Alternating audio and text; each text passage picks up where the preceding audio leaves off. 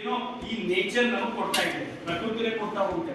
ಅಂದ್ರೆ ಒಂದೊಂದ್ಸರಿ ನಾವು ಗೆಲುವಿಗೆ ಇಲ್ಲ ಗುರಿಗೆ ಬಹಳ ಬೆನ್ನು ಹತ್ತಬಾರ್ದಂತೆ. ನಮ್ಮ ಹಣೆ ಬರದಲ್ಲಿ ಇತ್ತು ಅಂತಂದ್ರೆ ಬಂದೇ ಬರುತ್ತೆ ಅನ್ನುವಂಥದ್ದು ಆಧ್ಯಾತ್ಮಿಕ ಚಿಂತನೆ ಆಗಿದೆ.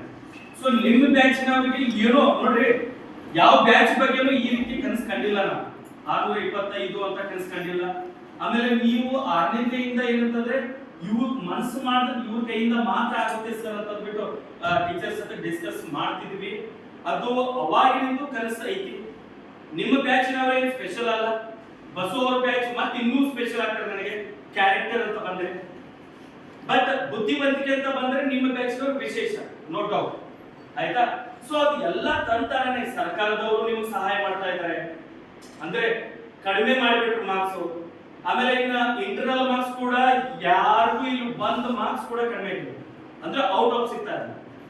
ಮತ್ತೆ ನೋಡ್ರಿ ಫೋಟೋಗ್ರಾಫಿನೂ ಸಿಕ್ಕಾಪಟ್ಟೆ ಆಗ್ತಾ ಇದೆ, ಫೋಟೋ ಸೆಷನ್ ಭಾಳ ಆಗ್ತಾ ಇದೆ. ಇವತ್ತು ಅಂದ್ರೆ ಈ ಬ್ಯಾಚ್ ಕಲರ್ ಡ್ರೆಸ್ ನಾನು ಅದನ್ನ ಸ್ಟಾಪ್ ಕೂಡ ಮಾಡಿದ್ದೆ. ಅದು ಮತ್ತೆ ತಂತಾನೆ ಆಗ್ತಾ ಇದೆ, ಏನೋ ಒಟ್ ಕಲರ್ಫುಲ್ ಕಾಣ್ತಾ ಇದೆ. ಮಧ್ಯಾಹ್ನ ನಮಗೆ ಮುಗಿಬೇಕು, ಯಾಕಂತಂದ್ರೆ ಮತ್ತೆ ಓದ್ಕೊಳ್ರಿ ಅಂತ ಹುಡುಗರು ಹೇಳ್ತಾ ಇದೆ. ಬಟ್ ಅದು ಲೆಂತಿ ಆಗ್ತಾ ಇದೆ. ಬಟ್ ಫೋಟೋ ಸೆಷನ್ ಆಗ್ಲಿ ನೆನಪುಗಳಾಗ್ಲಿ 100% ತುಂಬಾ ಬರ್ತಾ ಇದಾವೆ, ಕೂಡ್ತಾ ಇದೆ. ಏನೇನೋ ಸನ್ನಿವೇಶಗಳು ಕೂಡ್ತಾ ಇದಾವೆ, ಫೋಟೋಸ್ ಬಹಳ ಆಯ್ತು. ಇವೆಲ್ಲ ಮೆಮೊರೀಸ್ ಗಳ ಕಲೆ ಹಾಕ್ತಾ ಇದೀವಿ ನಾವೆಲ್ಲ. ಸೊ ಮೆಮೊರೀಸ್ ಈವೆಂಟ್ ಗಳು ಆಗ್ತಾ ಇದೆ. ಆದ್ರೆ ಒಂದು ಪ್ರತಿಯೊಬ್ಬರು ಮನಸ್ಸನ್ನ ತಗೊಳ್ರಿ, ನಮಗೆ ನಿಮ್ಮಿಂದ ಬೇಕಾಗಿರೋದು 100% ರಿಸಲ್ಟ್ ಒಂದಾದ್ರೆ 625 ಅದು. ಬಟ್ 625ರಲ್ಲಿ ಎಡವಟ್ಟಾದ್ರೂ ನಮಗಷ್ಟು ನೋವು ಆಗಲ್ಲ, ಯಾಕಂದ್ರೆ ಅದು ದೊಡ್ಡ ಸಾಧನೆ. 625 ಹುಡುಗಾಟಲ್ಲ. ಒಂದೇ ಒಂದು ಕ್ಷಣ ಅವ್ರ ಮೈ ಮರೆತರೂ ಕೂಡ ಅವ್ರ ಕೈಯಲ್ಲೆಲ್ಲ ಬೇರೆದವರಿಂದ ಏನೋ ಒಂದು ಮಿಸ್ಟೇಕ್ ಆದ್ರೂ, ಅಂದ್ರೆ ಕೆಲವೊಬ್ರು ಏನಂತಂದ್ರೆ ಆಜು ಬಾಜು ಬಂದಂತವ್ರು ಕಾಡ್ತಾ ಇರ್ತಾರೆ, ನನಗೆ ಹೇಳು ಅಂತ. ಆ ರೀತಿ ಮೆಂಟಲ್ ಟಾರ್ಚರ್ ಆದ್ರೂ ಅಷ್ಟೇ, ಅಥವಾ ಟೀಚರ್ಸ್ ಆನ್ಸರ್ ಸೀಟು ಅಥವಾ ಕ್ವಶನ್ ಪೇಪರ್ ಕೊಡ್ಬೇಕಾದ್ರೆ ಲೇಟ್ ಆದ್ರೂ ನಿಮ್ಮಲ್ಲಿ ಟೈಮ್ ಮ್ಯಾನೇಜ್ಮೆಂಟ್ ಉಳಿಯಲ್ಲ. ಅಂದ್ರೆ ಅದು ಕಂಪ್ಲೀಟ್ ಆಗಿ ನಾನು ಸಾಧನೆ ಮಾಡ್ತೀನಿ ಅಂತಂದ್ರೆ ಬೇರೆದವ್ರ ಕಡೆಯಿಂದ ಸಾಧ್ಯತೆ ಐತಿ. ಆಮೇಲೆ ಹೆಲ್ತ್ ಕೈ ಕೊಡಬಹುದು. ಅದಕ್ಕೋಸ್ಕರ ಯಾವ್ಯಾವ ನಿಮ್ಮ ಕೈಯಲ್ಲಿ ಕಂಟ್ರೋಲ್ ಮಾಡಕ್ಕಾಗುತ್ತೆ ಅದನ್ನ ಕಂಟ್ರೋಲ್ ಮಾಡ್ಕೊಳ್ಳಿ. ಹೆಲ್ತ್ ನಿಮ್ಮ ಕೈಯಾಗಿ ಕಂಟ್ರೋಲ್ ಮಾಡ್ಕೋಬಹುದು, ಹೆಲ್ತ್ ನೋಡ್ಕೊಳ್ಳಿ. ರಾತ್ರಿ ಎಲ್ಲ ನಿದ್ದೆ ಕೇಳಬೇಡ. ಇನ್ನೂ ಕೆಲವೊಂದು ವಿಚಾರಗಳನ್ನ ಹೇಳ್ತಾ ಹೋಗ್ತೀನಿ, ಅದನ್ನ ಸ್ವಲ್ಪ ಪಾಲಿಸಿ. ಇನ್ನೇನು ನಮಗೆ ಇಲ್ಲಿಂದ ಬೇಕಾಗಿರೋದು 100% ರಿಸಲ್ಟ್, ಅಲ್ಟಿಮೇಟ್ ಟ್ರೂತ್ ಇದು. ಯಾಕಂದ್ರೆ ನೀವು 625 ಒಳಗೆ ಹೆಚ್ಚು ಕಡಿಮೆ ಆದ್ರೂ ಏನೇನು ಸಮಸ್ಯೆ ಆಗಲ್ಲ ನಮಗೆ. ಒಂದು 100% ರಿಸಲ್ಟ್. ಅದನ್ನ ಯಾರು ಕೊಡಬೇಕು ಅಂತಂದ್ರೆ ಈ ಸ್ಲೋ ಲರ್ನರ್ಸ್ ಅಂತ ಏನಿದೆ ನೀವ ಕೊಡಬೇಕು. ನಿಮ್ಮಿಂದ ಬಿಟ್ರೆ ಮತ್ತೆ ಯಾರ ಕಡೆಯಿಂದಲೂ ಆಗಲ್ಲ. 625 ಅವ್ರು ಮಾಡೋರು ಆಗ್ಲಿ ಬಿಡ್ಲಿ, ಬಟ್ ನಿಮ್ದು ಮಾತ್ರ ಯಾವುದೇ ಕಾರಣಕ್ಕೂ ಮಿಸ್ ಆಗಬಾರ್ದು. 100% ರಿಸಲ್ಟ್ ಬರಲೇಬೇಕು.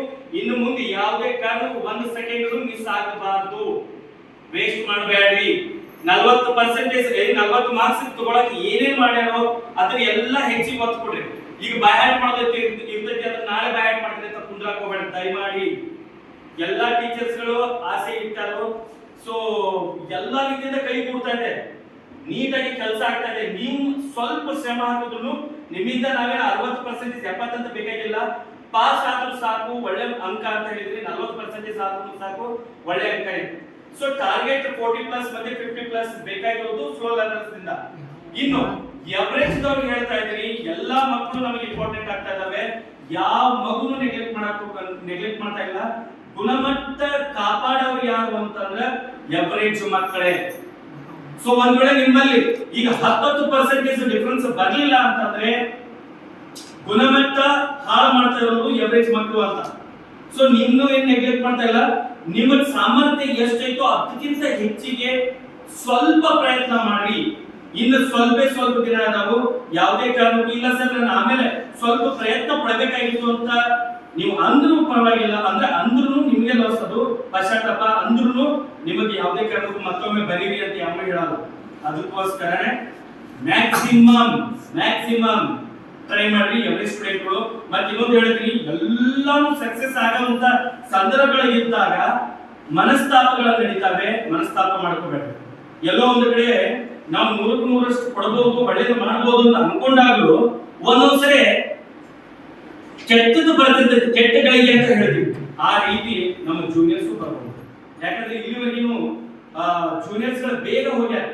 ಅವಾಗ 10th ಅವ್ರಿಗೆ ಲೇಟ್ ಮಾಡಿ ಅಂದ್ರೆ ಒಬ್ಬೊಬ್ಬ 10th ಅಷ್ಟೇ ಇದ್ರು ಇಡೀ ಕ್ಯಾಂಪಸ್ ನಲ್ಲಿ 10th ಅವ್ರು ಮಾತ್ರ. ಒಂದೊಂದು ರೂಮ್ ನಾಗ ಕುಂತ ಹೋದ್ಯಾರು, ಗಿಡದ ಕೆಳಗೆ ಕುಂತ ಹೋದ್ಯಾರು. ಅವಾಗ ನಿಮಗೆ ಇಲ್ಲೇ ಕುಂತ ಓದಂತನೂ ಹೇಳಲ್ಲ. ಸೊ ನಿಮಗ ಅವಾಗ ಏನಂತಂದ್ರೆ ಟೈಮ್ ಬಹಳ ಸಿಕ್ತಿತ್ತು, ಆಮೇಲೆ ಶಾಂತಿ ಇರ್ತಿತ್ತು ಇಡೀ ಕ್ಯಾಂಪಸ್. ಇವಾಗ ಹಂಗಿಲ್ಲ, ಸ್ವಲ್ಪ ನಮ್ಮ ಜೂನಿಯರ್ಸ್ ನಮಗೆ ಆಟಗಾರ ಆಗಬಹುದು. ಅದಕ್ಕೋಸ್ಕರ ಏನ್ ಮಾಡ್ರಿ, ಸೈಲೆಂಟ್ ಆಗಿ ಹೋದ್ರಿ. ಅದಕ್ಕೋಸ್ಕರ ಅವ್ರನ್ನೆಲ್ಲ ಹೊರಗದಾರು, ನೀವೆಲ್ಲ ಇಲ್ಲಿ ಕ್ಲಾಸ್ ರೂಮ್ ನಾಗ ಅದೀರಿ. ಸೊ ಈ ಸ್ಕೂಲ್ ಕ್ಯಾಂಪಸ್ ನಲ್ಲಿ ನೀವು ಮಾತ್ರ ಓದಾಕತ್ತೀರಿ, ಅರ್ಥ ಮಾಡ್ಕೊಂಡಿರ್ತೀರಲ್ಲ. ನಿಮ್ಗೆ ಈ ರೀತಿ ಸಪೋರ್ಟಿಂಗ್ ಐ ಥಿಂಕ್ ಬೇರೆ ಕಡೆ ಸಿಗುತ್ತಿಲ್ಲ ಗೊತ್ತಿಲ್ಲ, ಬಟ್ ನಿಮ್ಗೆ ಸಿಕ್ಕೈತಿ. ಅದು ಬಳಕೆ ಆಗಿದ್ದನ್ನ ಎಕ್ಸಾಮ್ ರಿಸಲ್ಟ್ ಬಂದಾಗ ಪ್ರೂವ್ ಮಾಡಿ ತೋರಿಸ್ಬೇಕು. ಯಾವುದೇ ಕಾರಣಕ್ಕೂ ಡೌನ್ ಮಾಡಕ್ ಹೋಗ್ಬೇಡಿ.